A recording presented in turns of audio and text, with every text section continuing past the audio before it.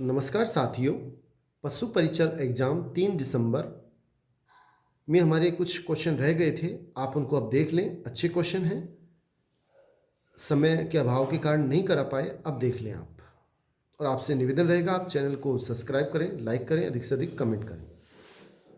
एक गणना करते समय एक संख्यात्मक मान में गलती से 3/5 के बजाय 5/3 से गुणा हो जाता है। 3/5 की बजाय, यानी कि मैंने मान ली कोई संख्या है x। सही उत्तर क्या होगा? गुणा किससे करना था? 3/5 की बजाय इतने से गुणा कर दिया, मतलब करना इससे था, यानी ये सही था। सही उत्तर क्या होता? 3/5 गुणा x। और गलती से गलत 5/3 से गुणा हो जाता है, इससे गुणा कर दिया, तो गलत उत्तर आया 5/3 x। अब त्रुटि कितने की आई? आना चाहिए था ये, सही ये है, गलत ये आ गया, तो इसमें से इसको घटाएंगे तो हमारे पास लघुत्तम लेंगे 15, 5 25, 3 तिया 9। 25 में से 9 घटाएंगे 16/15x। ये हमारे पास त्रुटि आई। अब ये त्रुटि कितनी प्रतिशत है वो भी देख लें। वास्तविक उत्तर से अब उत्तर कितना प्रतिशत भिन्न होगा? तो ये भिन्न है 16/15 गुणा x बटा किस उत्तर से? वास्तविक उत्तर से, सही उत्तर से। सही उत्तर कितना है? 3/5x into 100। 16/15x, x से x कट जाएगा।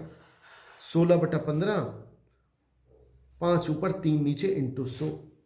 इसको सोल्व करेंगे तो 5 एकम 5, 5 तिया 15, 1600/9, यानी कि 177 सही 7/9%, यानी कि बी हमारा बिल्कुल सही आंसर है। नेक्स्ट क्वेश्चन देखें। रवि एक निश्चित चाल से 2 किलोमीटर की दूरी तय करता है और उसे अपनी चाल को कितना प्रतिशत बढ़ा देना चाहिए कि उसी दूरी को तय करने में उसे 25% कम समय लगे। देखो, एक सूत्र है, हमने कई बार काम में लिया है कि अगर किसी वस्तु की कीमत में x% की वृद्धि हो तो कमी किस में करनी पड़ेगी हमें? अगर कीमत में वृद्धि हो तो खपत में कमी करनी पड़ेगी, और अगर कीमत में कमी हो तो हम उसे खपत ज़्यादा काम में ले सकते हैं कि खर्च उतना ही रहे। इसका सूत्र ये होता है, अगर वृद्धि हो तो प्लस लें, कमी हो तो माइनस लें। अब इसमें क्या हो रहा है कि कमी कर रहे हैं अपन। किस में कमी कर रहे हैं? उसी दूरी को तय करने में उसे 25% कम समय लगे, समय कम कर रहे हैं, तो चाल बढ़ानी होगी। कितनी बढ़ानी होगी?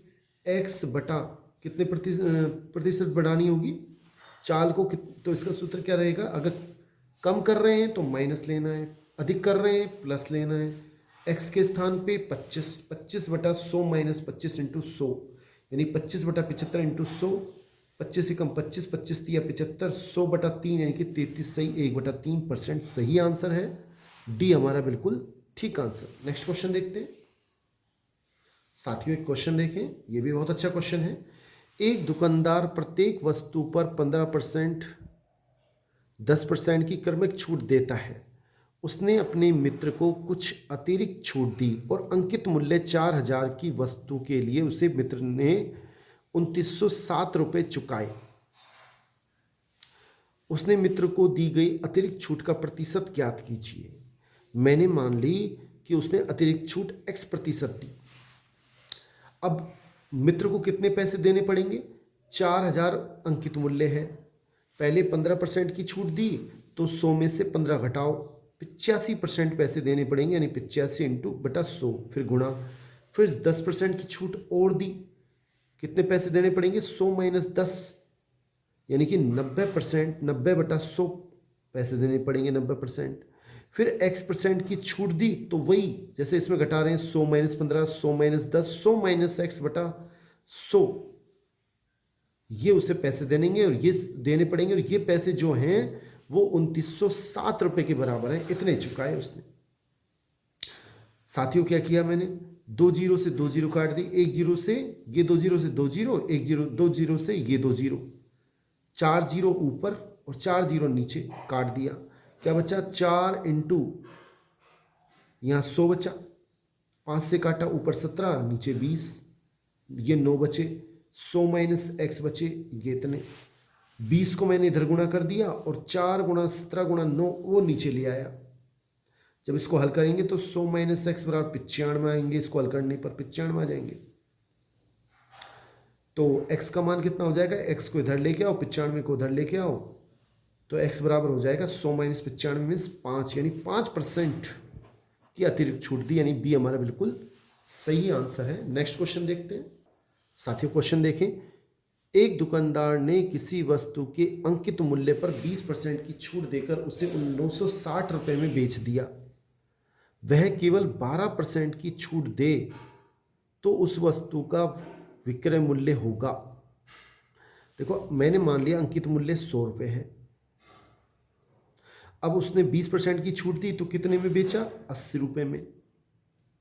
ठीक है, अगर 100 रुपये अंकित मूल्य है तो, और यदि वो 12% की छूट देता है तो कितने में बेचेगा, वो 88 रुपये में। अब वो कह रहा है कि यदि वो 20% की छूट देता है तो उसे इतने में बेचता है। अगर 20% की छूट देता है तो वो 80 में न बेचकर इतने में बेचता है।